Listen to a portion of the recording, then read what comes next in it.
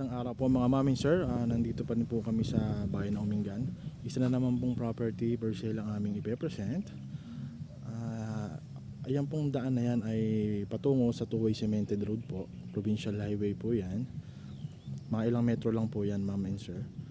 At ito po ayan po ang sarili niyang kalsada. Itong property na binebenta po. Ito po siya. This is a 1 hectare property mga mami sir, clean title and updated tax. Napakaganda po dito mga mami sir. Flat land. Ayan po oh, kitang kita naman ano. Yan po yung sinasabi kong provincial road. Ayan. Two way po yan mami sir. Makinis na makinis. Ayan po mga mami sir, flat area. Ayan po oh. May power line and internet access na po rito mga mami sir. Napakaganda po. PM lang po mga mami sir sa lahat ng po ng interesado.